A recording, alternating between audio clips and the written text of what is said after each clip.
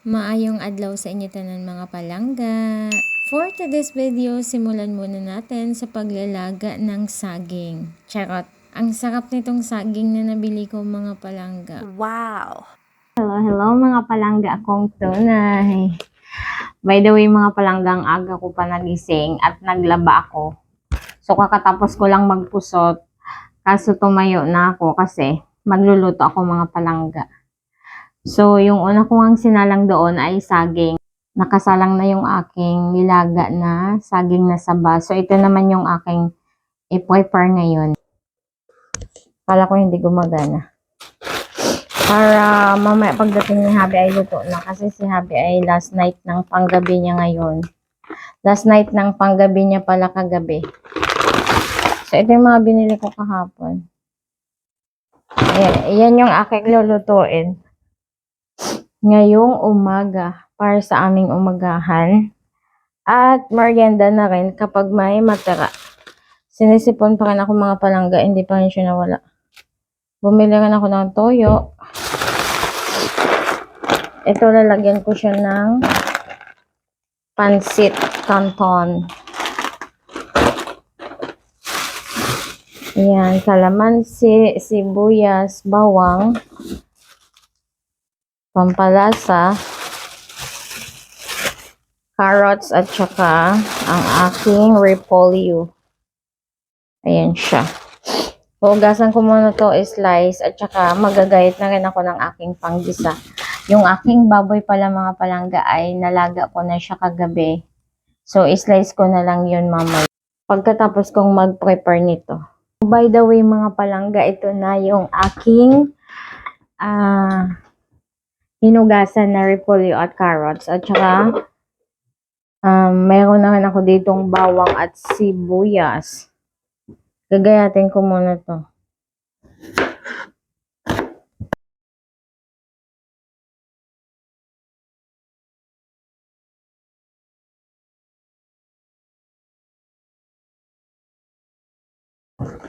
Saglit na mga palangga, hiwalay ko muna itong sibuyas.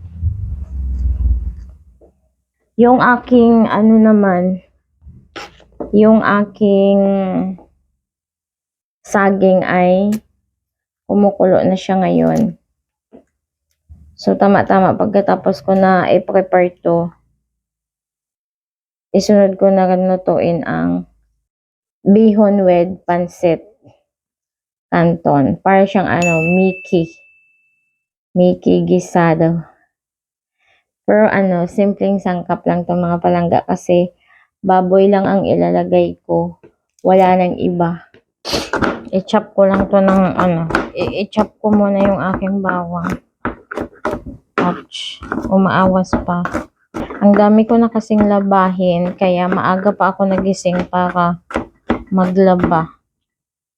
So, pagkatapos ko magluto, magbabanlaw na naman ako para maisampay ko na. Pagdating ni Habi, kakain na kami. By the way mga palangga, ito lang yung aming breakfast.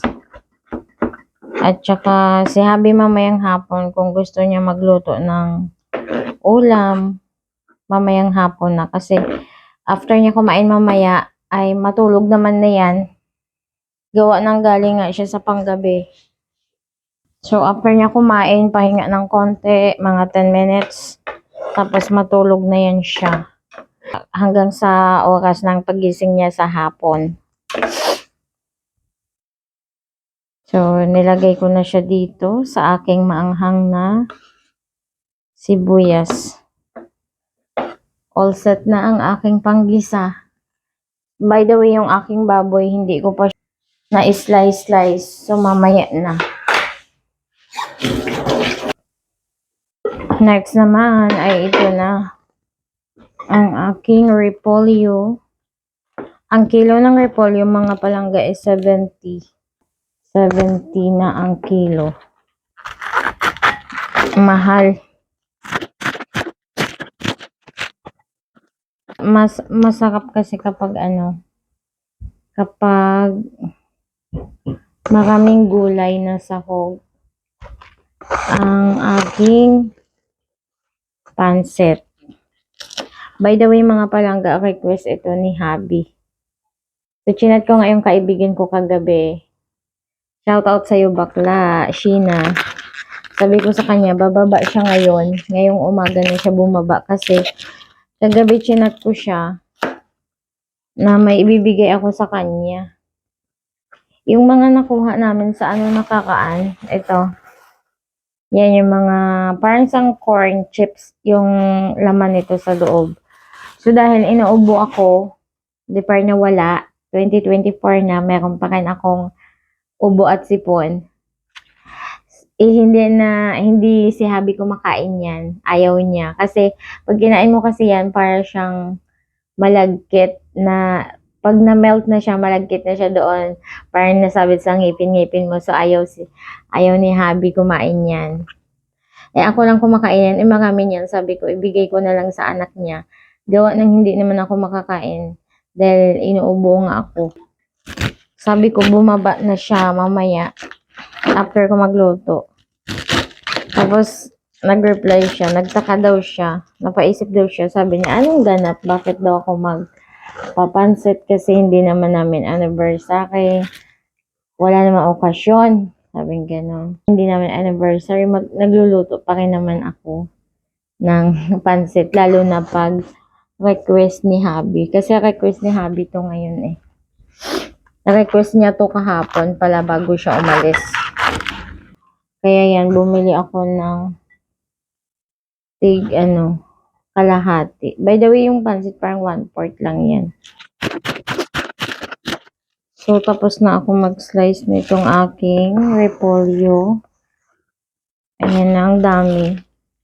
Nilagay ko na lahat. Isasawag ko na lahat ang buo nun. Yung isa kanina.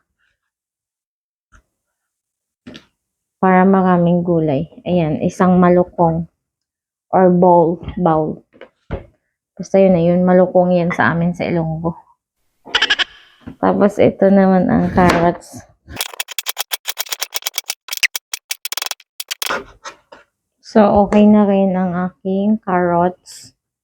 Tapos na ako mag-slice lahat. Ang next naman ay yung aking mamoy. So, hugasan ko muna tong aking sangkalan. Ang isunod ko na hiwain or slice ang aking nilaga na kagabi.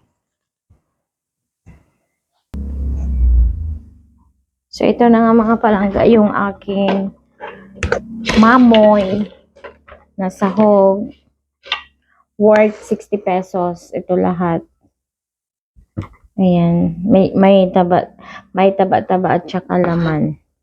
Luto na pa yung aking saging. Kaso mamaya ko na yun i-off. Pagtapos na ako dito. Ang bango ng aking mamoy. Nung nilaga ko kasi ito kagabi, nilagyan ko siya ng loya. Medyo nakalimutan ko pa nga. Medyo. Nakalimutan talaga. Kasi nakahiga na ako kagabi. Naalala ko, sabi ko, hala, may binili pala ako na baboy. Dapat ilalaga ko yun kasi mamaho. Buti na lang naalala ko pa. Nakahiga na ako kagabi. Bumangon pa ako kasi gawa nga dito. Nakalimutan ko na. Hindi ko sana ito napakinabangan kung kagabi ay hindi ko siya nailaga. Nilagyan ko siya ng loya. Malaman. Masarap malaman. At may taba-taba ka nakasama. Yan. Okay na lahat. Tapos na rin ito mga palangga. So, okay na lahat yung aking ingredient. Ito yung aking mamoy, carrots, repolyo, at yung aking panggisa. Yan na yung aking saging. Tapos na saging na sabaw. Nilagang saging na sabaw. Ang next naman ay magluluto na ako ng aking pansit, bihon. Ito na yung aking mga sangkap. Repolyo, mamoy, may malaman at may saba-tsaba. Ito naman yung aking panggisa, bawang at sibuyas.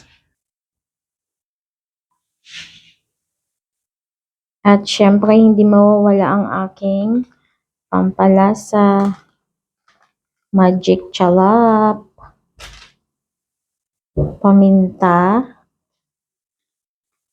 at saka nor, baka naman nor, at saka itong aking toyo, na minsan ako ang tinutuyo. Charot. So, yan na lahat yung aking ingredient. Ayan siya. Dito siya nakalagay. Sa tapat ng aking gasolitoy. At ito tatanggalin ko na. Kasi luto na yan siya. Next, ano na tayo? Lulutuin. At nakalimutan ko pala yung main ingredient nito. Ito siya. Hindi ako makakagawa ng bami, syempre, pag wala itong mga palangga. So, ito yung aking pancit canton. Ayan. At saka yung aking bihon. So, ito na nga mga palangga, ako ay mag-start na maggisa. Inaayos ko lang kayo dyan. Ang bawang. Ang sibuyas pala. Okay. So, ito na yung aking bawang. Next naman, ito na yung aking mamoy. Next, lalagyan ko na siya ng pamintang durog. Dalawahin ko na. Okay. Next naman ay ang aking toyo.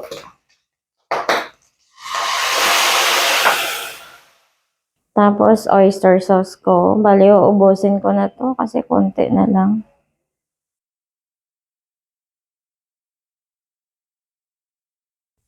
Yan. Lagyan ko ng tubig para masaid. Lagyan ko na siya ng tubig.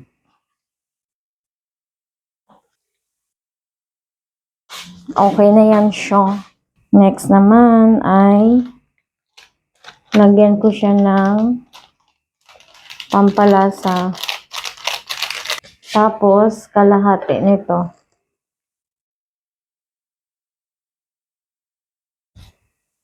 Ayan. Ang santunga niya. Para pag kumulo, titikman ko na kung okay na yung lasa. Saka ko ilalagay yung mga gulay. At ito nga habang hinihintay ko na kumulo yung aking niluluto, ito naman ay hugasan ko yung aking mga pinagamitan kanina. By the way, tatakpan ko muna. Ibababad ko ito mga palangga. Mag-aalas 7 na kaya. So maya nandito na yan si Hababy Loves. Ito yung aking saging. Tanggalan ko muna ng tubig. Mainit pa yung tubig niya. Mainit pa. So, akin na siya. Ang akon nga, nilaga nga, saging na saba. Ayun nga, nag-alarm na. So, ibig sabihin, alas 7 na.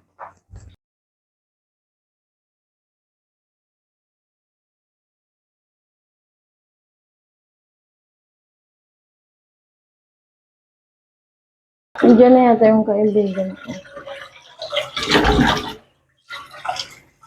Kinat ko kasi na sinabihan ko siya na pag bumaba siya, magdala siya ng kanyang lagayan. Ewan ko kung ano, nag-reply na. Parang hindi pa naman nag-pop up yung kanyang message. Wala pang lumabas sa aking screen. Ito, kumukulo na, tama-tama. Pagkatapos ko na maghugas, ito na siya, kumukulo na. So, titikman ko na yan kung okay na yung lasa. Ayan. Napasubok ako sa paglagay ng ito, toyo. By the way, mahabol naman kasi nilagyan ko siya ng tubig. Ang next naman mga palangga ay magwalis muna ako sa labas. Habang inaantay ko yan siya na kumulo ulit. Bago ko ilagay yung aking repolyo at saka carrots. So, balikan ko na lang kayo later, mga palangga. So, ito na nga mga palangga, ititikman ko ulit kung okay na. Sana okay na, kasi nilagyan ko na siyang tubig. Sakto na yan mga palangga. Ilalagay ko na tong aking carrots. Lagyan natin siya. Tapos, itong aking repolyo.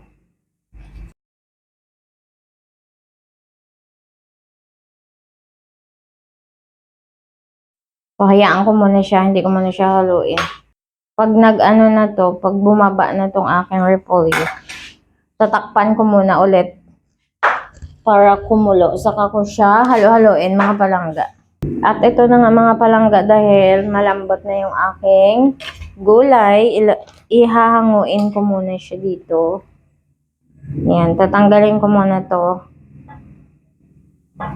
Tapos, ang ilagay ko dito ay yung aking pancit canton at saka yung bihon.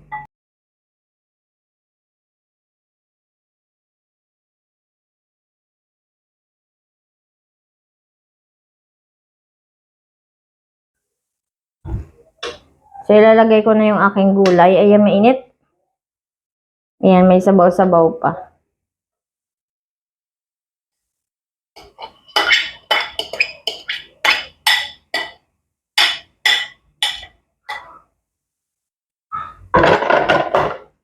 So, yummy. Ang daming gulay.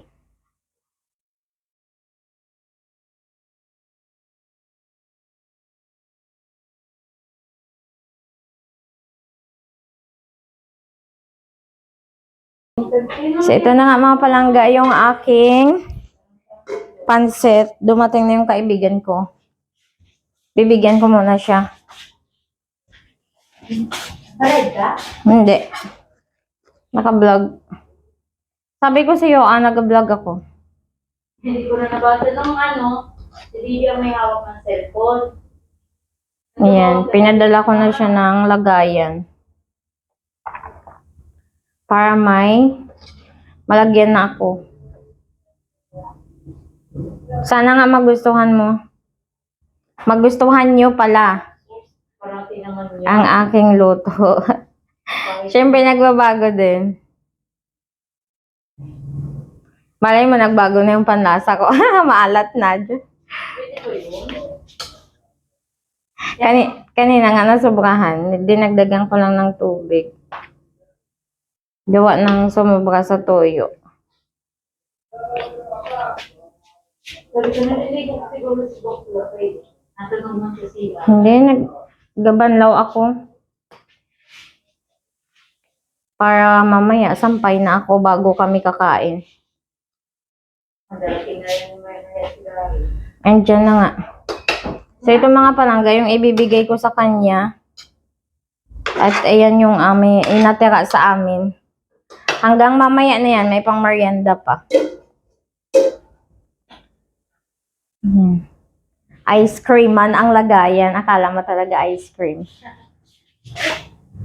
Yes, ano yan? Nagkuha siya ng slippers kasi sabi mo, Ha? kapag siya ng slippers. Thank you ba? Welcome. Tara, excuse me. Sama ka sa vlog? Ha? Hi, say good morning. O, andyan na si Habi ko. Hello, good morning. Ang taas ng ating Hi daw! Mables. Kali sa ilong mo. Mama, so? Dumating na yung aking hubby, nandito na siya. Ewan ko ba sa aking post storage na naman, kailangan ko na mag-edit. Iabot mo nga yan, Box. Ayan, sa'yo yan. Ibigay ko na to sa kanya lahat kasi mga na to, wala ng green peas dito. Di naman na siya nakain ito. Ako din kasi bawal sa akin na ubo ako eh. Ayaw mo nito ah? Say thank you. Thank you. Ano sabihin? Ano sabihin mo? Thank you. May sugat ang ilong nyo. Ba't ka naiya? Hi! Hi to them. Hi! Hi guys! Oh, cute. Sila ay gugukan na. Uuwi na rin sila at kami ay kakain na rin. Dumating na si hubby ko. Pinapabuksan niya. Dito ka na lang. Kaya ka muna uwi. Dito ka na muna. Ha? Ah, Iwan ka dito. Iwan ka daw dito. dito ka lang? Ha? Ha? Ayaw. Wala. Uwi. Maambon kasi kaya papayaram ko muna to sa kanila. Sunduin na lang kita dito. Ana? Next week. Iwan na ikaw dito.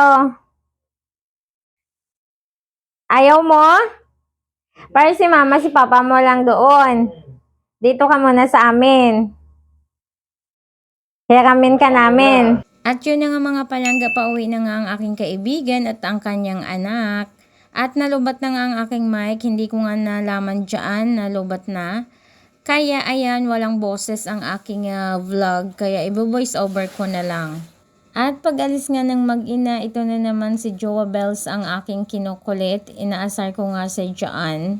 At ayaw nga niya magpakita sa camera kasi sabi niya pangit daw siya. Kahit hindi naman. Pero sinasabi niya lang yan mga langga kasi ayaw nga niya na sumama sa aking vlog. Pero nandyan yung camera kaya wala na siyang magagawa. At pagkatapos ko nga siyang kulitin at asarin, ito na nga, nag-prepare na nga ako kasi kakain na din kami. At masarap ngayong aking luto na bami mga langga at nagustuhan niya din. By the way mga langga, hasta na lang diri ana yung atong video for today. Madamagin nga salamat sa inyo, wala untot nga pagsuporta sa amon. Sa sunod liwat mga langga ha, don't forget to share this video. Baka ikaw na ang susunod na makatanggap ng ating pamerienda. Bye!